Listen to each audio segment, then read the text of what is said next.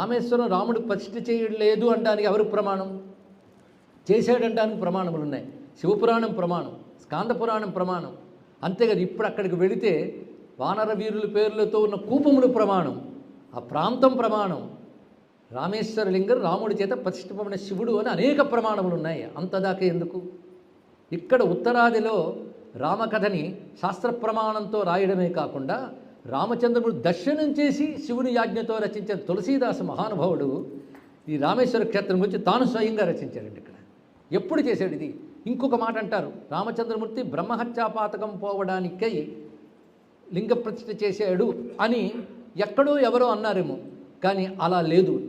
ప్రమాణిక గ్రంథాల్లో అది లేదు. ఇది రావణ వధ చేసిన తర్వాత బ్రహ్మహత్యాపాతకం పోవడానికే రాములు వారు రామేశ్వర ప్రతిష్ఠ చెయ్యలేదు. ఇది స్పష్టంగా తెలుసుకోవాలి. ఏది ప్రమాణము అంటే శివపురాణమే ప్రమాణం. ద్వాదశ జ్యోతిర్లింగాల్లో రామేశ్వరం గురించి చెప్తూ స్పష్టంగా చెప్పారు. రామచంద్రమూర్తి సేతుబంధనం చేయడానికి ముందు, అప్పుడు సముద్ర తీరంలో ఉన్నాడు ఆయన, సేతుబంధనం చేయడానికి ముందు తనకిష్టమైన శివుణ్ణి పూజించాడు. ఎందుకంటే యాత్రాకాలంలో శివుణ్ణి పూజించాడు చెప్పారు కదా. ఇప్పుడు యాత్ర చేయబోతున్నాడు, సముద్రం దాటి వెళ్ళి యుద్ధం చేయాలి. అందుకుగాను ప్రేమగా శివుణ్ణి పూజించాడు. అందుకని ఏదో పాపం పోవడానికి పూజించడం కాదు. పరమాత్మకు పాపం ఏమిటండి? ఆయన వచ్చిన ప్రయోజనం అది. క్షత్రుడిగా దోషమే కాదు, అసలు దుష్టశత్రు సంహారం చేయడం దోషమే కాదు. కనుక బ్రహ్మహత్యాపాతక నివృత్త్యర్థం మాత్రం కాదు అది. ఆయన శివ ప్రీత్యర్థం, ఇంకా చెప్పాలంటే తన ప్రీత్యర్థం చేసుకున్నాడు.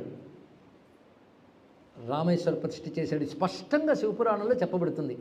ఇక్కడ ఈ సన్నివేశంలోనే తులసీదాస్ కూడా అద్భుతంగా రచించాడు. సరే, ఆయన ఏం రచించాడని తర్వాత చెప్పుకుందాం. అయితే ఇది ఇలా మనకు ప్రమాణం కనబడినప్పుడు అంగీకరించడానికి ఒప్పుకుంటే తప్పేముందండి? దశరథుడే రామపూజ చేసినప్పుడు వాళ్ళ తండ్రిని అనుసరించి తనయుడు మాత్రం చేయడా? నిన్న క్షీరేశ్వరుడు దశరథ మహీపతి ప్రతిష్ఠ చేశాడు. అక్కడ ఈయన మంత్రేశ్వరుని ప్రతిష్ఠ చేసుకున్నాడు. అంతేకాదు, రాముణ్ణి మించిన శివభక్తులు లేడు, శివుణ్ణి మించిన రామభక్తులు లేడు అనేది సనాతన ధర్మం తెలిసిన ఎవరైనా ఒప్పుకుంటారు. లేకపోతే ఇదంతా చెప్తున్నది ఎవరు? శివుడే చెప్తున్నాడు. అధ్యాత్మ రామాయణం అంతా శివుడు పార్వతికి చెప్పినదే. విశేషించి రామతారక మంత్రం ఇది అని చెప్పినవాడే శివుడు. అందుకే విష్ణు భక్తులు అని చెప్పి శివుడిని కించపరిస్తే గురుద్రోహ పాతకం వస్తుంది తెలుసుకోండి. గురువు ఆయన శ్రీరామ రామ రామేతి అని రామ మంత్రాన్ని చెప్పాడు. అంత మహామంత్రానికి ఉపదేశించబడు సాక్షాత్ పరమేశ్వరుడు. రాముడు అంటే చాలు కరిగిపోతాడు. అందుకే రామతాపిని ఉపనిషత్తులో కాశీక్షేత్రంలో రుద్రుడు తపస్సు చేస్తే రాముడు సంతోషించట. స్వామి నీకు నేనేమి ఇవ్వాలన్నాడు ఆయన. అంటే ఇక్కడ ఎవడు పరమపదించినా వాడు చెవిలో నీ నామం చెప్తాను, ముక్తి నీవయ్యా అన్నట్టు. ఇక్కడ ముక్తి నువ్వే ఇస్తావయ్యా అని చెప్పాడు.